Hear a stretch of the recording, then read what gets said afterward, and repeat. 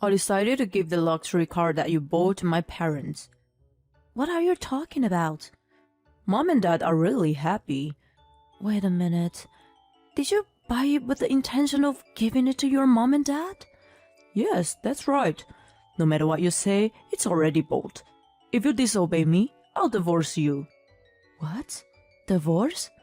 At that moment, something inside me that had been holding me back collapsed. If you disobey? Divorce? Who is saying that? Fine, I'm happy to do it. My name is Kathy. I'm a 37-year-old office worker. I live with my husband, Roger, and our daughter, Sarah, who just turned 7. Roger and I both work, so we don't have any trouble making a living. My daughter is growing up well. I'm happy in my own way, but it's not that I don't have complaints to Roger.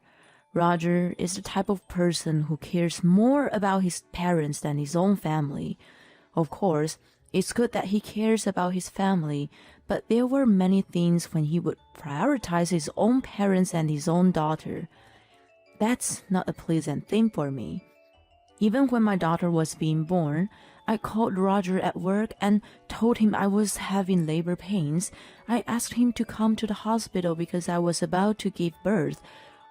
I'm sorry, I just got a call that my mom burned her finger, so I'm going to go by my parents' house, he said.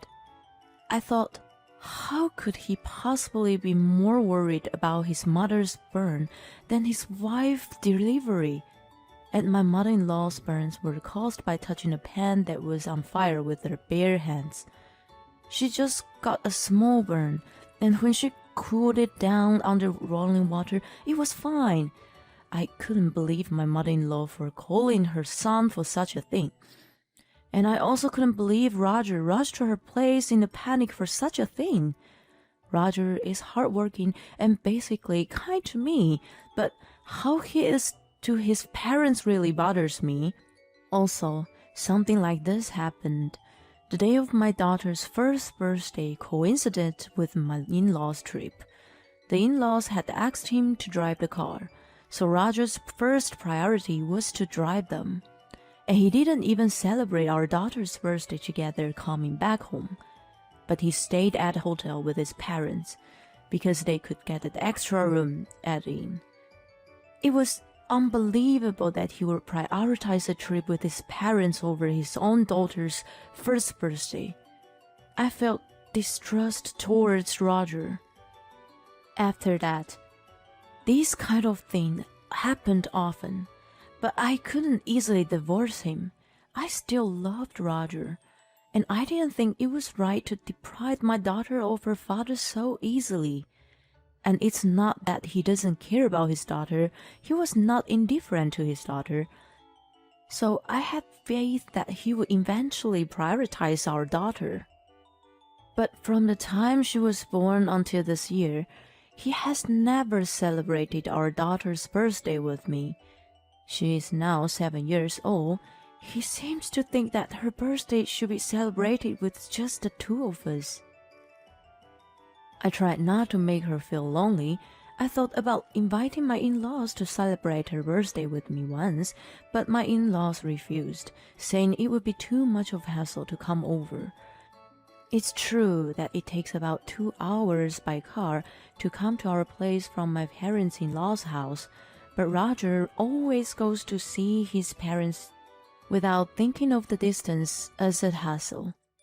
But to say that it's hassle to come here, I think it's too selfish. And my mother-in-law is so selfish that he says he wanted me to have a boy in the first place. And she doesn't love our daughter at all. I told you that I want a boy, so why did you disobey me? I couldn't believe my ears when she said these words. I don't think you can choose the sex of your child, and I don't think it's that important to have a boy in the first place. It's not that Roger's family is a famous family. It's just that my mother-in-law is old-fashioned and insists on having a boy. The only reason Roger doesn't celebrate our daughter's birthday with us is partly because he's trying to please his mother. Roger is more concerned about his parents than anything else. He can't seem to disobey anything his mother says. When Roger took me to her New Year's family gathering at my parents-in-law's house, she said a lot of things to me. My mother-in-law seems to enjoy bullying me, not only about not having a boy, but she also picked on me about other things. Kathy, why can't you do things more quickly? Look, there's someone with an empty cup. Why don't you pour a drink? My mother-in-law used me like I was working in a brothel. She made fun of me in front of the relatives. My son is really great, but his wife is a disaster. Her job is just a simple office work, entering data. I wonder how she can keep doing that and not get tired of it. I've told her many times that my job is not data entering, but engineering. But my mother-in-law doesn't understand me at all. Besides, data entry is a great job too. I don't understand why she denies it. I'm sure she can see our daughter, but she ignores her. She gives New Year's gifts to other relatives' children, but not to our daughter. And I'm angry at Roger, who doesn't stop her at all. His daughter is being mistreated, and his wife is being mistreated like a fool. I don't know why he's laughing at what his mother says. He even says, my wife is not good without me. He's trying to act cool in front of the relatives. I didn't want to deprive our daughter of her father, so I tried to be patient. But I gradually lost my love for Roger. Then one day, Roger asked me for a favor. Actually, there's something I want to buy. What is it? A car. What? A car? I was surprised. Roger was never interested in cars or anything like that. Why, all of a sudden? I just thought I could get a new one for a change. You know, I drive to my parents' house all the time, so I thought I'd like to freshen it up. We live close to a supermarket. I don't drive that much. I'm not interested in cars, so I thought I'd leave it to Roger. Well, it's up to you. You're the main user of the car. Roger looked happy, and then continued with a slightly apologetic look on his face. Oh, here's the thing. I'll choose the car, and I'll allow you to pay for it. Roger wants a car for himself, but he can't afford to buy one himself. He wants me to pay for it. In fact, my salary supports the family's finances, and I don't expect Roger's salary to do so. When I was on maternity leave, Roger did not contribute his salary to the household, so I immediately resumed work right after giving birth. But I'm an engineer, so I talked to the company about allowing me to work remotely from home. I work while raising our daughter when she was little. I thought it was selfish of Roger, who spends his salary mainly on himself, to make me pay for a new car. But when he's in good mood, he often takes care of our daughter, so I decided to allow him to do so. Okay. You sure? Thank you. Roger was so happy that he started looking at catalogs and researching on the internet. I'm the one who pays for it, so I warned him though. Since there will only be 3 of us, it doesn't have to be a big car. Yeah, I know. Roger was just humming along my words. I didn't know if he was listening or not, and he went to the car store every now and then talked to the dealer. About 2 weeks later, Roger said he was going to buy the car. He took me to the store. Roger was so excited. I sat down and waited for him to tell me what to do. And here comes the dealer. Here's the car and the contract. I was surprised to see the car that the dealer had prepared for us. It was a large luxury minivan. Oh my God! Are we buying this? Oh, yeah. It's nice. I'm really excited. Wait a minute. I don't think we need it at all. I mean, for the future, it's better to have something as big as this. Maybe we have another baby.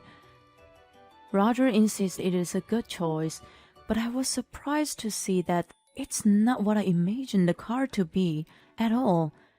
Even if we do have another child, this car is too big for a family of 4. Are we really going to buy this car? I said again and again, and he looked frustrated. Why do you keep saying the same thing over and over? You're making the dealer feel uncomfortable. You're the one who said leave it to me. I did, but... Then what's the problem? It's settled. Roger signed the contract. Then the dealer explained the price. I was surprised to hear the price. I can't pay this one lump sum. You have to get a loan or something. What the heck? Fine, I guess I don't have a choice. Roger insisted on signing the contract in his own name. So we took out a loan. From now on, I would put the money into Roger's account and make the payments on the car loan. We bought the car in this way. Later, the car arrived at our house. Whoa, it's so cool. Roger was so excited when he saw the car. I thought, well, if he's happy with it, why not? Then something unexpected happened. It happened on the weekend. Roger had a car keys, so I asked him if he was going somewhere. Oh, where are you going? To my mom and dad's. All right. He's leaving our daughter behind to visit his parents again. You're going in that car, aren't you? And then Roger happily says something I didn't expect. Yes, that's right. I've decided to give the luxury car you bought to my parents as a present. What are you talking about? Mom and Dad are really happy with it. Of course I'm going to drive it in every time we go out. Wait a minute. You bought it as a gift for your mom and dad at the first place. Yes, I did. You're kidding, right? You said you wanted it, so I agreed to buy it. That's why. I knew if I told you from the start that I was buying it for my parents, you'd never allowed it. Of course not. It's crazy that you would put your own parents first to the extent. No matter what you say, I already bought it. It's in my name, and I get to do it with what I want. If you disobey me, I'll divorce you. Divorce? At that moment, something inside me that had been holding me back collapsed. I had my complaints toward Roger, but my rational mind was telling me not to get divorced because of our daughter. And even though Roger puts his own parents first, I thought he also cared about his own family, me and our daughter. But he could easily cut us out of his life for his parents. How is that possible? Divorce? If I disobey? Who the hell does he think he is? I'll show him that he's the one in trouble. Fine. Let's have the divorce. What? I don't want you around anymore. Go back to your mother and father, Mama's boy. I tried to provoke him. And just as I had planned, Roger's face turned red and he became angry. What? You're making fun of me, aren't you? Fine, then let's get a divorce right now. I'll go get the divorce papers. Roger sniffed and went to the city office. While he was there, I started packing my stuff. I called my parents, explained the situation, and asked them to pick me up. I told my daughter to pack her things too. Meanwhile, Roger came back. I've got it. Sign it quickly. Roger had filled out a form at the city office, and it was signed in a very dark handwriting that looked like it was written out of an anger. I signed my part without hesitation. Well, I'll file it. So why don't you just go? I'm going even if you don't tell me to. You are really such a terrible wife, you know that? Roger left with his footsteps making loud noises. Why did I stay married to such a person for so long? If I had to do this, I should have left him sooner. But it's no use regretting it. I'm grateful that I was able to leave him, and from now on, I will do my best as a single mother. A few minutes after Roger left, my parents arrived. We cooperated and finished packing our belongings. We loaded them into my parents' car and went home. In the meantime, I filed the divorce papers and my divorce from Roger was finalized. It was just a piece of paper. But when I filed the papers and realized that we were no longer officially married, I suddenly felt much lighter. Then I decided to look for a place for our daughter and I to live together. About a week after Roger and I divorced, I was at my parents' house when I saw the luxury car that Roger had purchased. I walked into my parents' house with our daughter. I saw my ex-husband and my ex-in-laws in the living room. My mother noticed me and took our daughter to the other room. I went to the living room. Roger was talking to me in a panic. Oh, Kathy, what's the insurance on that car? Roger started asking me very agitatedly. What's the matter with you? Why are you barging in our house like this? I said coldly, and my ex-parents raised their voices. We don't want to come here either. We came here because of circumstances beyond our control, didn't we? Why should I be yelled at? My father was quietly angry at my ex-in-laws for raising their voices. If that's the case, could you please leave? You're strangers to us now. We can call the police and have them kick you out. Then my ex-parents-in-law were frightened and became silent. Hey, Kathy, tell me, what's going on with the insurance payments? I couldn't help but sigh. Did you forget what you said when you signed the contract? You insisted that the papers be in your name. So you bought the car in your name and took out the loan in your name. You have to pay for the insurance yourself. My words made all of my ex-parents-in-law pale. Roger had made a choice to take a loss for the sake of his own pride. Well, I didn't want that car in the first place, so it's normal that he buys it in his own name. It's his fault that it turned out to be he to do the payments. Oh no. Apparently, Roger and his parents were so excited about their luxury car that they drove the car too fast and they drove it into a guardrail. And the front part of the car was broken. Come to think of it, when I came home, it was parked so that I couldn't see the front side of the car. I didn't look at it properly, so they came to me, who was in charge of the payments, to ask about insurance. The car is owned by the loan company, so it would have to be fixed soon. And since they don't have insurance, they are responsible for the entire cost. And they would have to pay for the guardrail too. I wonder how much it would cost to repair a luxury car. I'm sure it's going to be expensive. In the end, the ex-husband and his parents returned the car and were charged a large amount of money for the repairs. After that, I received a lot of emails from Roger asking me to get back together with him. One of the messages said that they couldn't afford to pay their rent and utility bills. He moved back to his parents because of that. However, it seems that Roger's parents were really hard on my ex who was driving the car. Now he doesn't want to stay at home because of their attitude. But he can't live alone because he has a lot of debts. Roger is still insisting that he wants to see our daughter after all this time. I think that's too selfish, and I'm not going to allow it. I keep ignoring his emails. Of course, I didn't tell him about the new house that I and our daughter live in. The only thing I was worried about was whether our daughter would miss him.